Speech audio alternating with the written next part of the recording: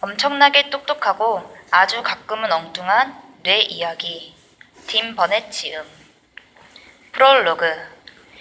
이 책을 시작하기에 앞서 먼저 독자 여러분들께 진심으로 몇 가지 사과를 드리고 싶다. 첫째, 여러분들 중에는 이 책을 다 읽고 나서야 뭐야? 별로 재미없잖아? 라고 생각하는 사람이 분명 있을 것이다. 그분들께 미리 사과드린다. 정말 미안하다. 모든 사람을 만족시키는 건 불가능하다. 만약 나에게 그런 능력이 있었다면 지금쯤 이 세계의 지배자가 되지 않았을까? 아니면 적어도 존 레논쯤 되었겠지. 나에게는 이 책에서 다루는 기괴하고 엉뚱한 두뇌 속 프로세스와 이 프로세스가 일으키는 비논리적인 행동들이 항상 흥미로운 주제였다. 예를 들어, 여러분은 우리의 기억이 전혀 객관적이지 않다는 사실을 알고 있는가? 여러분은 아마도 기억이란 우리가 보고 들은 것에 대한 정확한 기록이라고 생각할 것이다. 하지만 사실 우리 기억은 내가 제멋대로 뜯어고치고 각색해 놓은 편집 버전이다.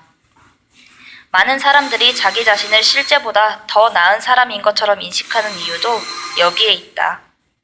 또 만병의 근원처럼 여겨지는 업무상의 스트레스가 실제로는 업무 역량을 증가시킨다는 사실은 어떤가? 이는 카더라 통신이 아닌 엄밀한 신경학적 프로세스다. 마감일 지정은 스트레스를 유발시켜 업무 능력을 향상시키는 가장 흔한 방법 중 하나다. 만약 이 책의 내용이 뒤로 갈수록 확연히 좋아진다면 여러분은 그 이유를 짐작할 수 있을 것이다. 둘째, 이 책이 과학책이긴 하지만 굳이 분야를 따지자면 그렇다. 만약 여러분이 이 책에서 뇌의 기능과 작용에 대한 냉철한 논의가 이루어지길 기대했다면 사과부터 드려야겠다. 여러분은 기대했던 정보를 얻지 못할 것이다. 과학은 인간이 하는 일이다.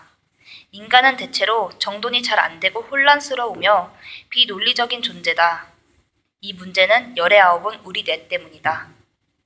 그리고 인간의 이런 성향은 대부분 과학에 반영되어 왔으며 당연히 이 책에도 반영되었을 가능성이 크다.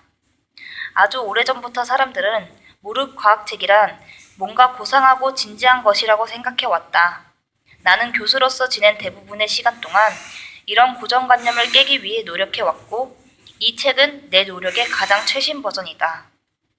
셋째, 만약 여러분이 신경과학에 대하여 누군가와 이야기하다가 논쟁이 벌어졌을 때 이 책을 인용해 주장을 펴다가 논쟁에서 지게 될 수도 있다. 이 점 역시 미리 사과를 드린다. 살짝 변명을 해보자면 뇌과학 분야에서 절대 불변의 사실이란 없다. 현재는 옳다고 믿는 사실이 몇 달 후에는 새로운 연구나 실험에 의해 반박당할 수 있다. 연구는 계속되고 사실은 항상 바뀌기 마련이다. 그리고 이런 일들은 현대 과학의 어떤 분야에서든 비일비재하게 일어난다. 넷째, 만약 여러분이 인간의 뇌를 마치 신비롭고 형언할 수 없는 최상의 구조물이라거나 육체와 영혼을 이어주는 매개체와 같은 장기라고 생각한다면 참으로 미안하다. 그런 생각을 가진 독자라면 정말 이 책을 좋아하지 않을 것이다. 물론 인간의 뇌만큼 이해하기 어려운 것도 없을 것이며 정말 흥미로운 대상인 것은 분명하다. 그럼에도 불구하고 그동안 우리가 뇌에 대해서 좀 지나치게 과대평가해온 것도 사실이다. 왠지 뇌는 엄청나게 오묘하고 특별해서 내가 인체에 어떤 명령을 내리든 간에 다 거룩한 뜻이 있어서 그러는 거겠지. 아무렴 내가 실수할 리가 있나? 하고 생각하는 이들도 많다. 하지만 우리가 뇌에 대해 알고 있는 내용은 극히 일부에 지나지 않기 때문에 우리는 내가 어떤 능력을 지녔는지 제대로 알지 못한다. 따라서 미안한 말이지만 이런 인식은 터무니없는 것이다. 사실 어떤 면에서 보면 뇌는 자신이 이뤄낸 성공의 희생양이기도 하다.